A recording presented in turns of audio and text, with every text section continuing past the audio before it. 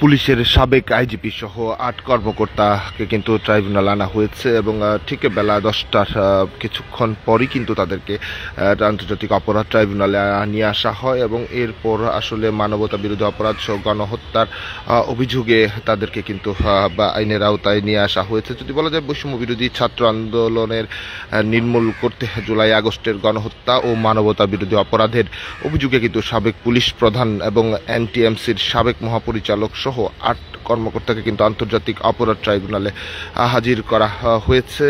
বৃহস্পতিবার আজকে সকালেই কিন্তু তাদের কাশিমপুর কেন্দ্রীয় কারাগার ও কেরানীগঞ্জ কেন্দ্রীয় কারাগার থেকে আসা দুটি পৃথক প্রিজন ভ্যান যুগে কিন্তু আসলে ট্রাইব্যুনালে হাজির করা হয়। তাদের আজকে যাদের হাজির করা হয়েছে তাদের মধ্যে রয়েছেন সাবেক পুলিশ প্রধান আইজিপি চৌধুরী আবদুল্লাহ আল মামুন, যাত্রাবাড়ি থানার সাবেক ওসি আবুল হাসান, এনটিএমসির সাবেক মহাপরিচালক মেজর জেনারেল অবসরপ্রাপ্ত জিয়াউল হাসান, ঢাকা জেলার সাবেক পুলিশ সুপার মোহাম্মদ আবদুল্লাহ আল কাফি, ডিএমপির মিরপুরের সাবেক ডিসি মোহাম্মদ জসিমউদ্দিন মোল্লা, ঢাকার সাবেক অতিরিক্ত সুপার মোহাম্মদ শাহিদুল ইসলাম, ডিএমপির গুলশান থানার সাবেক ওসি মোহাম্মদ মাজহারুল হক এবং ডিবি ঢাকা উত্তরের সাবেক পরিদর্শক মোহাম্মদ আরাফাত হোসেন তাদেরকে কিন্তু আন্তর্জাতিক অপরাধ ট্রাইব্যুনালে নিয়ে আসা হয়েছে।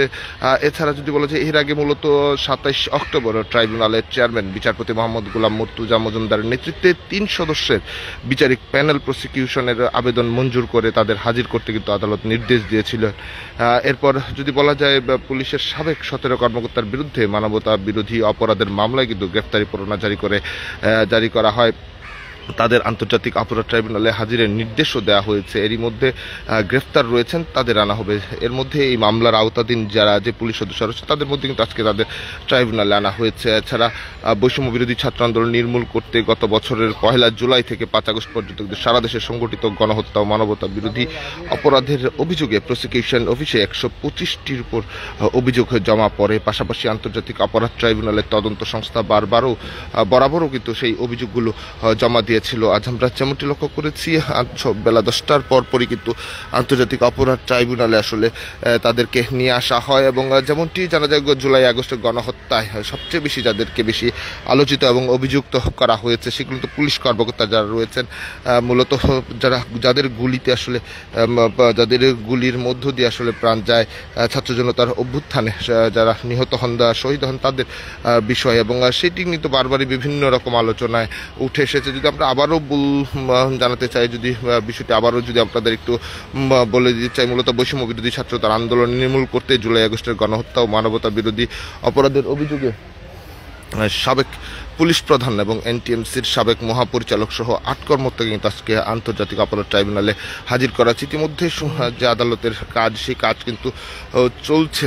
এছাড়া যদি বলা যায় সকাল ১০টার পরে কিন্তু কাশিমপুর কারাগার ও কেরানীগঞ্জ কেন্দ্রীয় কারাগার থেকে আসা দুটি পৃথক প্রিজন ভ্যানে কিন্তু তাদের ট্রাইব্যুনালে নিয়ে আসা হয়েছে এবং আজকে যাদেরকে নিয়ে আসা হয়েছে তাদের পরিচয়টি যদি একটু বলে রাখতে চাই, তারা হলেন পুলিশের সাবেক পুলিশ প্রধান চৌধুরী আবদুল্লাহ আল মামুন, যাত্রাবাড়ি থানার সাবেক ওসি আবুল হাসান, এনটিএমসির সাবেক মহাপরিচালক মেজর জেনারেল অবসরপ্রাপ্ত জিয়াউল হাসান, ঢাকা জেলার সাবেক পুলিশ সুপার মোহাম্মদ আবদুল্লাহ আল কাফি, ডিএমপি মিরপুরের সাবেক ডিসি মোহাম্মদ জসিমউদ্দিন মোল্লা, ঢাকার সাবেক অতিরিক্ত সুপার মোহাম্মদ শহীদুর রহমান, ডিএমপি গুলশান থানার সাবেক ওসি মোহাম্মদ মাজহারুল হক এবং ডিবি ঢাকা উত্তরের সাবেক পরিদর্শক মোহাম্মদ আরাফাত হোসেন।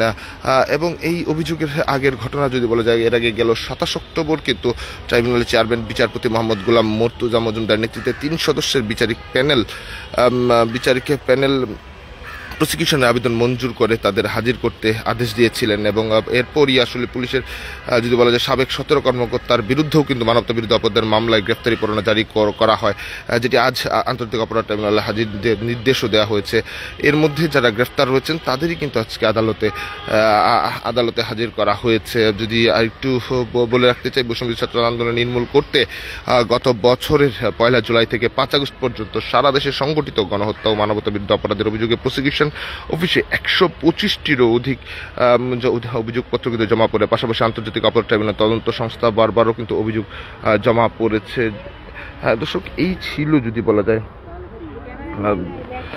এই অভিযোগ কিন্তু জমা পড়েছে আন্তর্জাতিক অপরাধ ট্রাইব্যুনাল এবং এর আগে কিন্তু আমরা লক্ষ্য করেছি রাজনৈতিক নেতা আওয়ামী লীগের যে মন্ত্রী এমপিরা ছিলেন তাদেরকেও কিন্তু আদালতে মানবতা বিরোধী অপরাধের অভিযোগে তাদেরকে কিন্তু আসলে আইনের আওতায় নিয়ে আসা হয়েছে এবং অনেকেই যদিও বা এখনও পলাতক রয়েছেন আত্মগোপন রয়েছেন তাদেরকেও কিন্তু আনা হয়েছে। অন্যদিকে শেখ হাসিনার বিষয়েও কিন্তু 20 এপ্রিলের মধ্যে তাদের বিচার কাজ শুরু করতে কিন্তু নির্দেশ দিয়েছে আদালত। দর্শক, এই ছিল আজকে আন্তর্জাতিক অপরাধ ট্রাইব্যুনালে 8 পুলিশ প্রধান সাবেক পুলিশ প্রধান সহ 8 কর্মকর্তাকে নিয়ে আসার আপডেট। পরবর্তী আপডেট পেতে দেশ রূপান্তরের সঙ্গেই থাকুন।